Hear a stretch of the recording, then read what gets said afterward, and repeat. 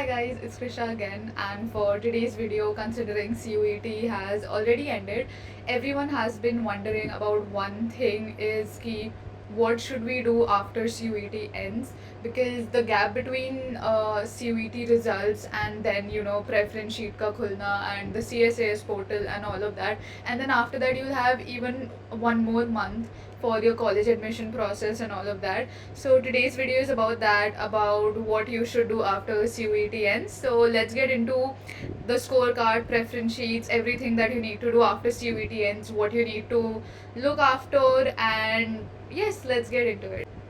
Alright, so now that CUET has ended, the first and foremost thing that you have to do is, of course, you need to wait for your scorecard to release, and the scorecard usually releases after hopefully 30 June, if I'm not wrong.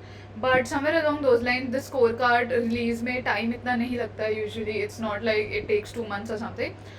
Usually CUET results come jaldi se, so that will happen. So once your results are out, what you should do is you should keep your scorecard in mind whenever you're making your preference list. So your CSS portal will be open, and then you'll have to make a preference list after the document verification and all of that. So for making the preference list, one thing you should always keep in mind is your own CUBT score and the course eligibility criteria and the number of seats in that course. That is exactly what I did. So I wanted to pursue English honors, and I had 5 colleges in mind that I wanted to pursue it from. And then I checked the course eligibility criteria for all of them, and then I saw which college is a good fit for me in terms of campus placements, in terms of college life, and all the vlogs that I used to see on YouTube. So in terms of that, I selected which colleges I wanted to go to, and I narrowed down the list to a lot of colleges.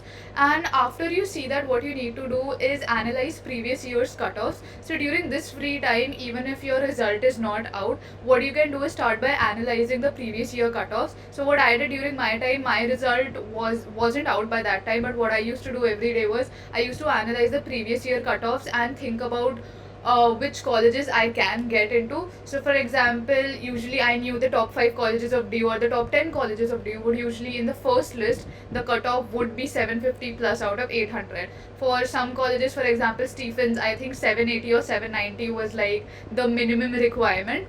So, on the basis of that, I used to think about which colleges I want to go to and will I be able to go to those colleges depending on the tentative score that I have in my mind. So during this time period, what will also happen is the provisional answer key would also be released. So what you need to do is check your answers from the provisional answer key. Provisional answer key is challenged a lot of times. Most of the times when I checked from the provisional answer key, my score was more or less the same. So sometimes score remains the same, sometimes it changes. So once the provisional answer key is out, make sure you keep a lookout for the provisional answer key. And once it's out, what you need to do is analyze where you stand and your score. And then on the basis of your score, think about which colleges will accept you and which won't. And then what I did was, for English honors, I checked the Duke. There's a PDF in which there's a eligibility and course criteria of every college in that PDF. So I saw that PDF and I checked which colleges I can apply for, and then I checked for English honors. So, for example, if there are 40 seats in the general category in a specific college and 30 in another, on the basis of that, I made sure that I know where I stand in terms of my score and what my chances are to get into that college, and on the basis of that I made the preference list. So yes, UET has ended, but that does not mean that your work has ended. Of course, you can relax, I mean, take a good break and rejuvenate yourself. But what you should not do is just not have a lookout for things. Be on a lookout for things, be on the lookout for the answer key, where you stand, the eligibility criteria and all of that, and make sure you have all of that in mind while you're preparing for your preference list, because preference list will make or break your college deal, and I want you to prepare the preference list really very wisely and carefully. So make sure you do that, and yeah, that is something that you should do immediately after CUET. So this week, and now that the CSS portal will also open soon, make sure you do all of these things and keep this in mind while document verification. Okay, second thing that you should do is I've been receiving a lot of DMs and comments about the fact that their CUET did not go well and they're not sure if they'll get into DU or their preferred Delhi University colleges. So during this time, what you should do is instead of worrying about your CUET score, there are a lot of colleges which take people in without their CUET score. So check out or enroll yourself or initiate the application process for other backup universities that you had in mind. There are a lot of private universities that you can go to.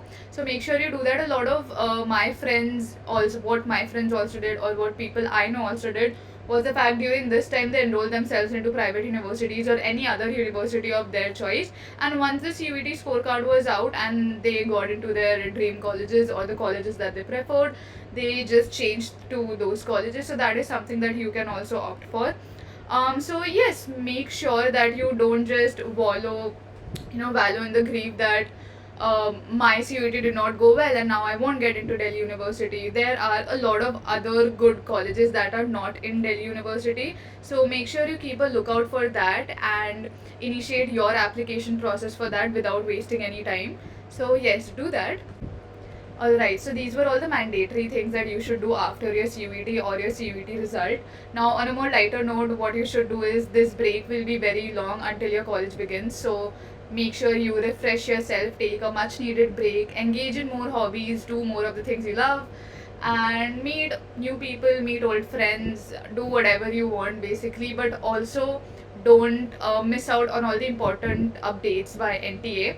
So make sure you keep an eye for them, and that is everything that you should do after CUET ends and once the results comes out.